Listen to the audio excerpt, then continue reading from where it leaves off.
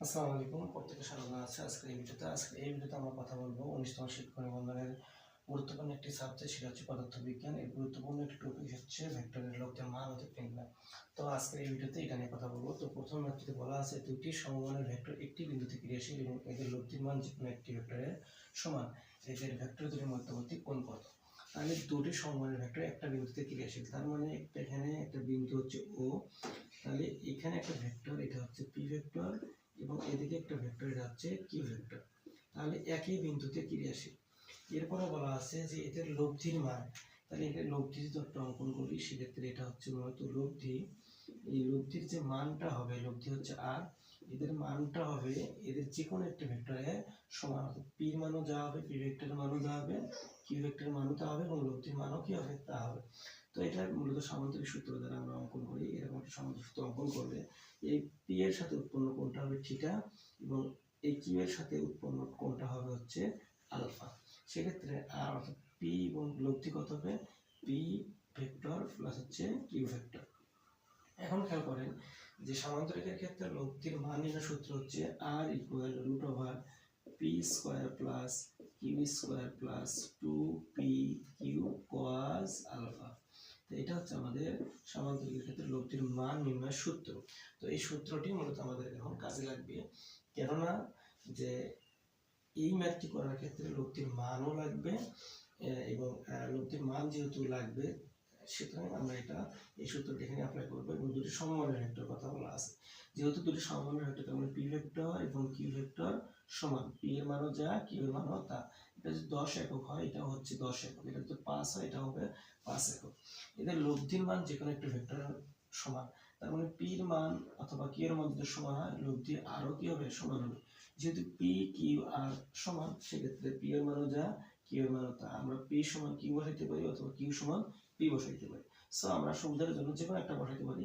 তাহলে কিউ সমান পি বসাবো, অথবা পি সমান আমরা কি বসাইতে পারি, যে কোনো একটা ইচ্ছা। তো আমাদের যে কোনো একটি বসাইতে হবে, যেহেতু আমাদের ভেক্টর দুটি কি বের করতে হবে, মধ্যবর্তী কোণ বের করতে হবে, অর্থাৎ আলফার মান আমাদের বের করতে হবে।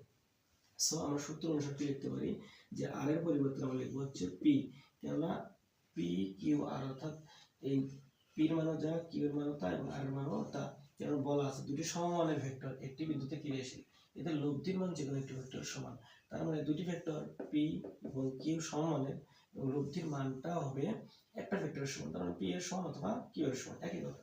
পি এবং জি যেহেতু সমান, তাহলে পি সমান রুট ওভার এই পি লিখলাম পি স্কোয়ার প্লাস কিউ এর মানটা কত, p square plus 2p q cos alpha. তো আমাদের সূত্র বসানোর কাজটি শেষ। তো আপনারা যেহেতু চিত্রটি বুঝেছেন, তাহলে আমাদের চিত্রটি এখন মিশানোর দায়িত্ব। তো আমরা এখন চিত্রটি মিশিয়ে দিলাম। এখন খেয়াল করেন যে পি ইকুয়াল, তাহলে p square 2p square root over আজ থাকবে 2p। এখানে কিউ এর মান কত, এখানে খেয়াল করেন, এখানে একটা আমি মিস্টেক করেছি, সেটা হচ্ছে কিউ এর মানটা অবশ্যই কি হবে, পি হবে। কেননা আমরা পি সমান কিউ সমান আর ধরেছি, পি ভেক্টর সমান কিউ ভেক্টর প্লাস আর ভেক্টর। সো অবশ্যই আমাদের এগুলো মনে রাখতে হবে। এখানে খেয়াল করেন যে পি আর পি গুণ করলে 2p স্কয়ার cos আলফা হয়। তো অবশ্যই আমাদের এগুলো মনে রাখতে হবে। বা এখন খেয়াল করেন, আমাদের মানে রুটটা উঠাইতে হবে, সেজন্য উভয় পক্ষে আবার কি করা দরকার, বর্গ করা দরকার। তাহলে 2p square plus 2p square cos alpha root আছে, এই রুটের মধ্যে আবার কি দেব, আমরা স্কয়ার দেব। স্কয়ার রুটে উঠে গেলে এখান থেকে p স্কয়ার, আর এখান থেকে 2p square plus 2p square cos alpha. এখন খেয়াল করেন এই পি স্কয়ার থাকবে, এখানে হচ্ছে মাইনাস 2p স্কয়ার সমান 2p স্কয়ার cos আলফা। তাহলে পি স্কয়ার থেকে মাইনাস 2p স্কয়ার যদি বাদ দেয়, সেক্ষেত্রে থাকে হচ্ছে মাইনাস p স্কয়ার সমান 2p square plus cos alpha. এখানে খেয়াল করেন যে মাইনাস p স্কয়ার এখানে থাকে যেহেতু, আর সরি এখানে তো শুধু হচ্ছে 2p স্কয়ার cos আলফা। এখন এই 2p স্কয়ার যা আছে, এটার সাথে এটা পক্ষান্তরে ভাগ হয়, ভাগ 2p স্কয়ার, এখানে শুধু থাকবে হচ্ছে কি cos আলফা। তাহলে এখানে p স্কয়ার কেটে যায়, উপরে মনে মনে 1 মাইনাস নিচে হচ্ছে 2, তাহলে উপরে হচ্ছে মাইনাস যেহেতু আছে -1, নিচে হচ্ছে 2, সমান কি থাকে, cos আলফা থাকে। তাহলে আশা করা যায় যে এই পর্যন্ত আপনারা বুঝতে পেরেছেন। তো বাকি অংশ যদি আমরা খেয়াল করি, এখানে খেয়াল করেন যে cos আলফা সমান হচ্ছে কত বার হলো, -1, তাহলে বা cos alpha equal minus half, বা আলফা সমান cos ইনভার্স 1 মাইনাস 1 ডিভাইডেড 2। তাহলে অতএব আলফার মানটা আমরা যদি ক্যালকুলেটর চাপি সেক্ষেত্রে cos ইনভার্স ব্র্যাকেট দিয়ে হাফ চাপলে এটা মান আসবে 120 ডিগ্রি। তো এটা হচ্ছে মূলত আমাদের অ্যান্সার। আশা করা যায় যে 1 নম্বর ম্যাথটির অ্যান্সার এখানে আমাদের অপশনগুলো দেওয়া আছে 0, 90, 120, 180, সেক্ষেত্রে অ্যান্সার হবে ক। তো আমাদের প্রথম যে ম্যাথটি এটা সমাধান করা শেষ। এরপরে আমরা চলে যাব 2 নম্বর ম্যাথে। তো এই অংশগুলোতে আমরা জানি যে আপনারা যেহেতু সবাই শিক্ষকের জন্য অ্যাপ্লাই করেছেন, আশা করছি যে এই ম্যাথগুলো আপনারা খুব ইজিলি বুঝতে পারবেন। আর যদি কোনো অংশে বুঝতে সমস্যা অবশ্যই এই ভিডিওর নিচে অবশ্যই কমেন্ট সেকশনে কমেন্ট করে জানাবেন। তো চলে যাচ্ছে আমরা পরবর্তী ম্যাথে। তো পরবর্তী ম্যাথে আমাদের বলা আছে দুটি দিক রাশির লব্ধির মান সর্বোচ্চ মান হচ্ছে 12 একক এবং রাশিদ্বয়ের মধ্যবর্তী রাশিদ্বয়ের মান নির্ণয় করে। দুটি দিক ভেক্টর রাশির লব্ধির সর্বোচ্চ মান 12 একক এবং সর্বনিম্ন মানও দেওয়া আছে হচ্ছে 2 একক। তার মানে লব্ধির সর্বোচ্চ মান হচ্ছে, অর্থাৎ একটা ভেক্টর লব্ধি হচ্ছে তখন সর্বোচ্চ মান হচ্ছে p প্লাস q এবং লব্ধির সর্বনিম্ন মান হচ্ছে p মাইনাস q।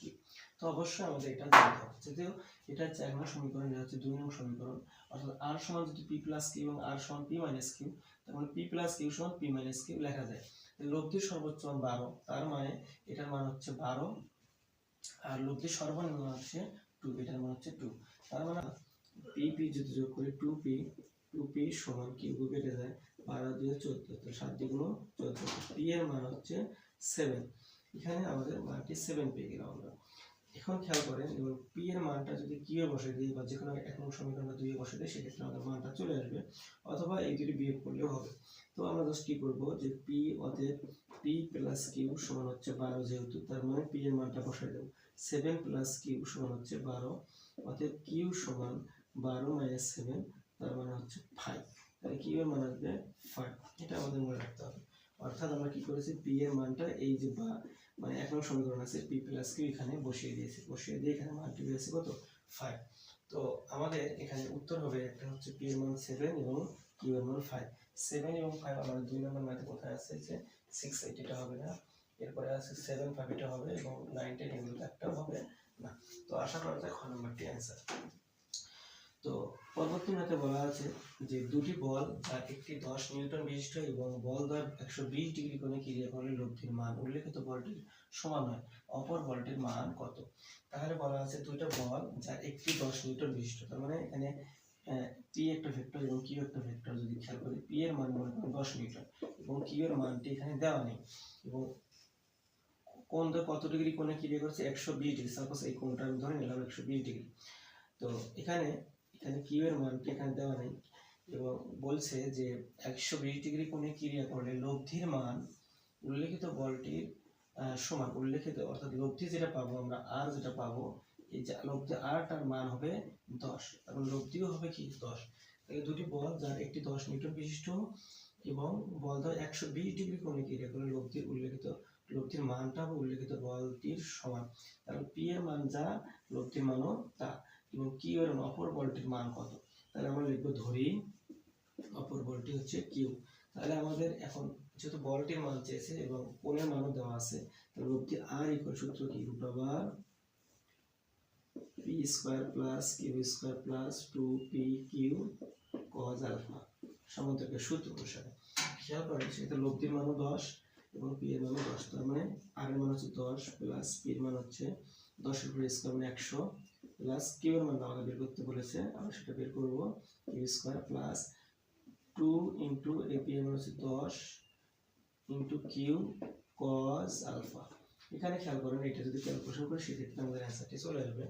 তো এখন আমরা এটাকে বর্গ করে দেব পরের লাইনে, যে 10 এর উপর স্কয়ার ইকুয়াল এই যে 100 প্লাস 10 যেগুলো 20 plus q square plus 20 q cos alpha. আলফার মানটা আমরা জানি যে আলফার মান হচ্ছে 120 ডিগ্রি। তাহলে এটা যখন বসিয়ে দেব, বসিয়ে দেওয়ার পরে যখন আমরা আবার স্কয়ার করব, স্কয়ার করলে আমরা একটা মান পাবো, তার মানে এটার মান হচ্ছে 100 আর এটা কেটে যাবে, কেটে গেলে এটার মান হবে 100 পক্ষান্তর করলে আসবে আলটিমেটলি 0।